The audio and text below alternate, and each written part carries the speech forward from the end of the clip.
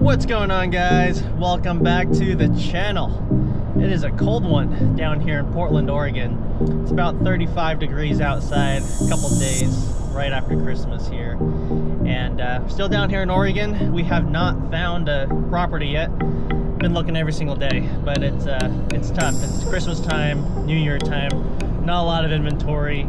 But we'll find a house soon. But we've probably looked at close to 100 houses since we've been down here for the past couple months, and it's not an exaggeration. We've actually looked at that many homes, and that's one of the benefits of working in the real estate industry, is not having to wait for open houses, just being able to tour any home that's on the market. So the motorcycles and the toys have been put on hold for now, but once we find a property, we'll pick up a couple of motorcycle track bikes, maybe an RV, still up in the air right now, but gotta find a property, gotta find a place to store the toys. Once we find one, I'll make sure I bring you guys along for all that goodness. Also, in my last video, I promised to bring you guys behind the scenes and some of the real estate stuff that I do, so more of that to come. But today is recall day. Let me change lanes without a blinker since I got my other hand holding the camera. Today's recall day. We got 3 recalls on this truck. 2 of them being on Ram, 1 of them being actually on the tires.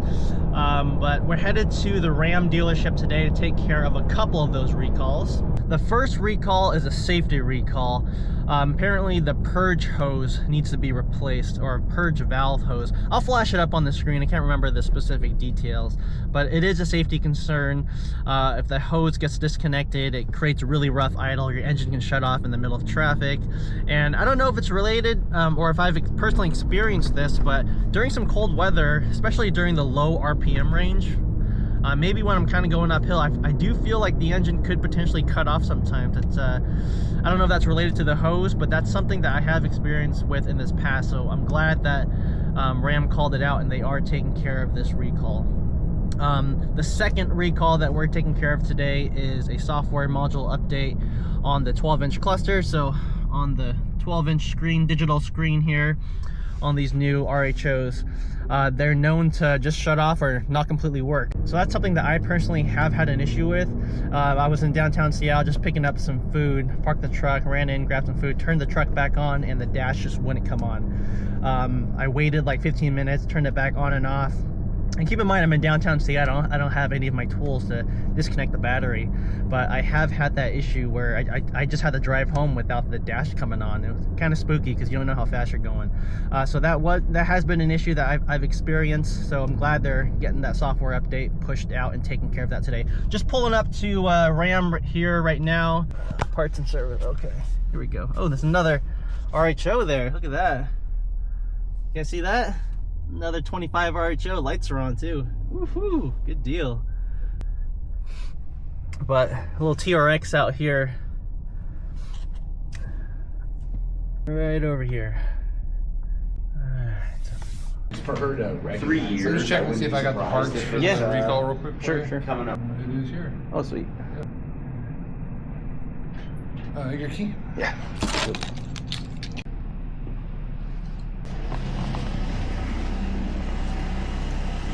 Yeah, what's funny is like the tires on here, tires just got recalled too by Toyo. So Oh shit. yeah, they said like Just that size, or like the whole open all of them, all the RT trails. Damn. Because they apparently during the manufacturing process the bead gets separated from the tread or something like that. But what kind of lift did you use? Is it just springs or? yeah, just eye-box springs. Okay. So Yeah, they were the first ones that came out with stuff for the TRX too. yeah, it's actually the same springs for the TRX. Is it really? Yeah. Alright guys, so we just dropped off the truck here. The third recall that I didn't talk about are the tires. So these tires, Toyo Open Country RT Trails, are being recalled. I just got a notice. It's specific to the serial number, so starting with 173, that means it was built in the Georgia plant. And then based on the rest of your serial number, it determines whether or not your tires are recalled due to a safety concern. I'll cover that later in a little bit. I'm gonna walk inside, check into the appointment. But we got the RHO here at the Ram service department. Get these 2 recalls done.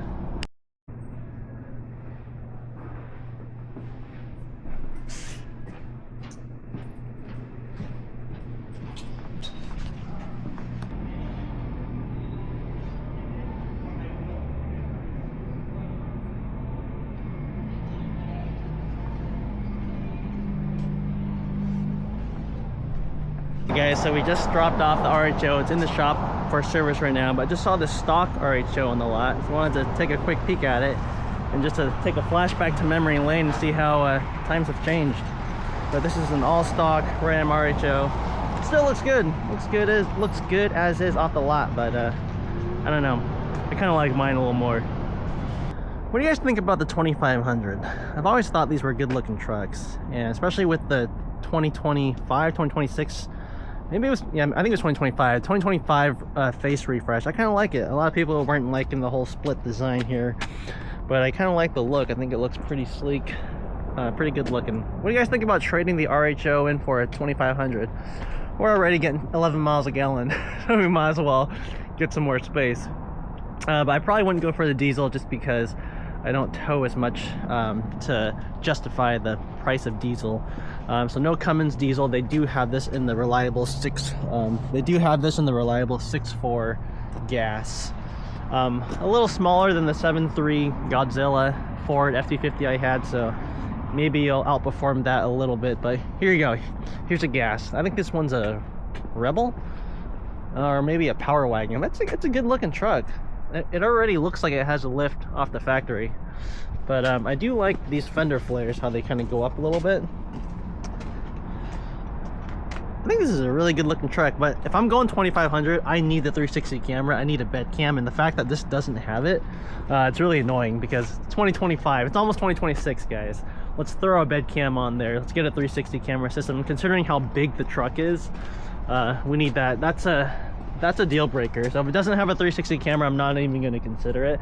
But I bet you this truck's super affordable, probably close to 70,000 or 68,000. And I say super affordable when I'm comparing. It's an expensive truck, but when you compare it to like a Raptor R or a TRX, those are going over 100 grand. So it's a really good value. So plus I think it's a good looking truck. So I don't know, trade the RHO in for 2500. Looks like this one has a winch, which is pretty cool.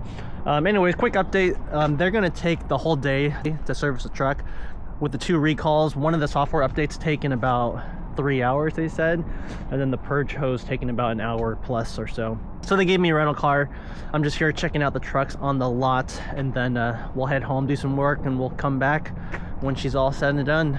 But do let me know, drop a comment down below. Would you guys recommend the 2500 gas version, not diesel, just because I don't tow heavy enough, I don't tow often enough to justify the diesel costs? But would you guys recommend the 6.4 gas? Because if you do, this might be the next truck on the channel, just because I do like this truck. It's a good looking truck.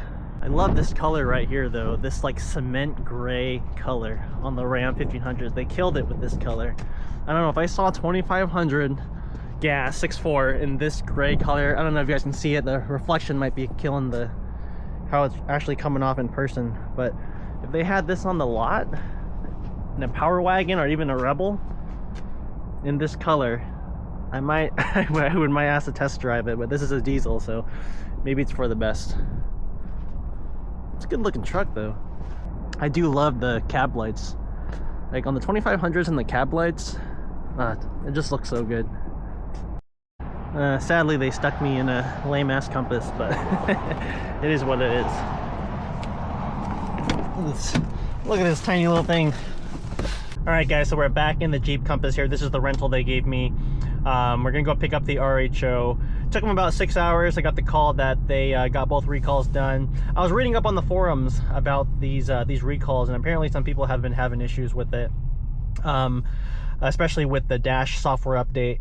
I read some guy's case where they had to keep the truck for a lot longer, multiple days, and ever since he got the truck back, the screen's just been going on and off multiple times. So I will give you guys an update. Hopefully no issues with mine after they finish the recall here. Regarding the 3rd recall, I mentioned you guys earlier in the video with my tires, the Toyo Open Country RT Trails. In my case, 37 12.5 R20. Those have a recall on it as well. It's kind of late in the day, it's 4 o'clock. I don't think I'm going to be able to get to Discount Tire for them to check it out today, so I may follow up with you guys in a future video on that 3rd recall here. We're driving through this town, Beaverton. It's a pretty cool town. I think it's like the 2nd biggest town other than Portland. It's right outside of Portland. This is an area I'm considering moving to. I'm looking at homes around the area. Personally, I'm trying to find some property with a little bit of land, I'm not trying to go new construction. I've owned new construction before. They're good homes and all, but I think this time around we're looking for a little bit of space to spread out. Ideally, some space to park an RV. So that's why it's taking a little extra time to find a home here. We can buy a new construction right away, but I don't know if that's the route we want to go. If I end up looking for 3 or 4 more months and I can't find anything, I may just have to go new construction. But usually with new construction, the lots are really small. You're talking 4,000 or 5,000 square foot lots, and no space. This dumbass likes to merge like with 2 feet. I'll be sure to bring you guys along once we find that property. And once we find that property, we'll be able to get the toys that we've been looking for. A couple track bikes, maybe an RV, who knows. I'll be sure to take you guys along when we do find that property. Alright guys, so back in the truck, we got both recalls done. The first one, the software update one, was a Flash IPC. Let's see if that will focus a little better. It's not coming off so well, but Flash IPC calibrated 2025 DT IPC 12-inch display, 3 flashing from current part number to targeted part number. So that's been completed. Second part on page 2 was the air valve hose. That's been done as well. So we'll do the first startup. Hopefully we don't have any gremlins. Got the keys right here. And let's go ahead and start this truck up.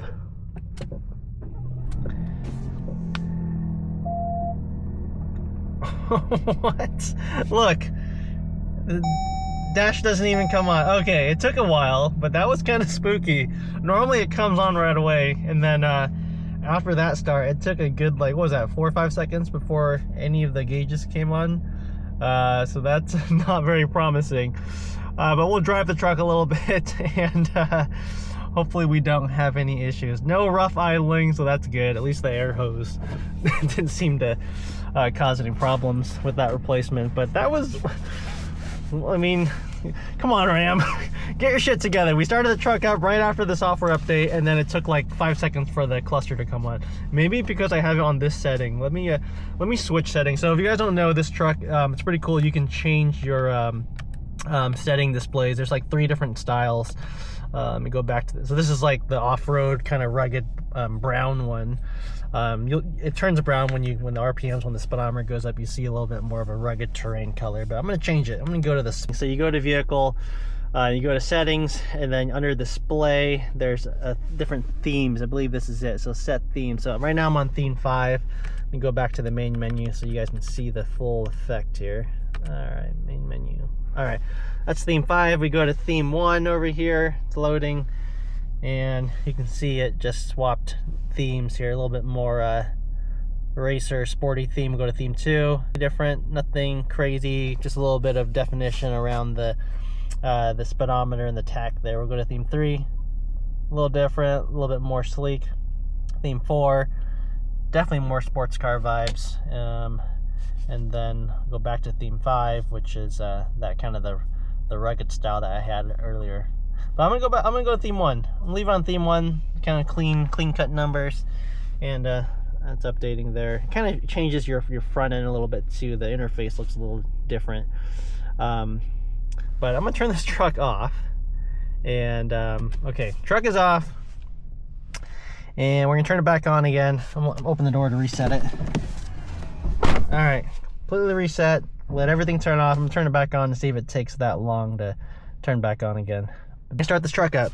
Keys sitting here in the center console, hit the start button. Okay, that came on much quicker. There's the RHO welcome sign that I'm used to getting. Okay, that came on a lot quicker. Maybe it's dependent on the theme, or maybe it's the first startup since the software update. But we'll drive it, and I will be sure to be back in maybe a couple weeks or so with any other issues we're having with the update. Well, that's taken a lot. That took a while to come on. Strange. I normally don't have issues with the center screen. It's just the main screen. But I don't know. It is what it is. Come on, Mopar, get your shit together. All right, let's drive home. Guys, hold up real quick. So I was leaving the dealership, and I think I may have seen that stock RHO that we saw earlier when we pulled up. And I figured, why not do a side-by-side comparison of the why not do a side-by-side comparison of the stock of a stock RHO and one on iBox here. So let me see if it's if I can pull into that lot See, this is, yeah, this belongs to them, Northwest Jeep Ram. Let's pull up here, see if it's open. Let's see here. Yeah, that's an RHO right there. I'm gonna pull up to it. All right, I'm gonna back up and we're gonna do a little side by side. Yeah, that's it, 25. That's the one I was looking at. All right, guys, if they kick me out, then they kick me out. But I never see any RHOs out in public other than mine. So I had to give you guys a side by side comparison. So stock RHO, it looks completely stock. RHO and iBox, so 2.7 inches in the front, 1.5 inches in the rear. And I wanted to do a quick little side-by-side comparison. You can see like how much more beastly the truck looks on iBox. But we'll do a little tire comparison. So stock 35s, 37-inch tires. We'll get down here. Pretty big difference. You can see the mirrors were like 2-3 inches taller with the mirrors in the front. So I think this guy works here. I'm just using their lot to film some content here. Alright, we'll check the back out. You can see we're definitely taller. So 1.5 inches in the rear. I'm also on airbags. We got the Airlift 5000 Ultimate, so that will accommodate for anytime we have weight in the bed, accommodate for that squat and give us that factory ride back. So we're definitely taller in the back. I saw the truck sitting here. I had to get out and film it. Can't really do a side shot, but why not? Let's just do a side shot. Sky looks really nice right now. It's like perfect sunset hours. We'll do a little side comparison over here. Yeah, the trucks just look so much better with iBox. Alright guys, I just want to show you guys that quick comparison side by side of how these trucks look stock compared to some Springs. So far so good. Screen's been on, no flickering, no issues with it turning off or anything. So I forgot how cool this theme 1 was. It's been on theme 5 since I bought the truck, so I'm just like used to that orange theme, but I kind of like theme 1. The blue and black's a little different, so kind of cool. Yeah, we actually just passed Beaverton Motorcycle on the highway here on the right, and I think that's where we'll go to pick up a couple track bikes. There's also a Ducati dealership just 15-20 minutes north of here, so I don't know, maybe we'll go Team Ducati. I don't know. We gotta find a house first, so once we find that property, see how much space we get, we'll decide on the bikes afterwards. That sunset though, guys, it's pretty nice. Alright guys, thank you for watching. Hit that subscribe button if you haven't already. Hit a like, drop a comment down below, and I will see you guys in a future video. Peace.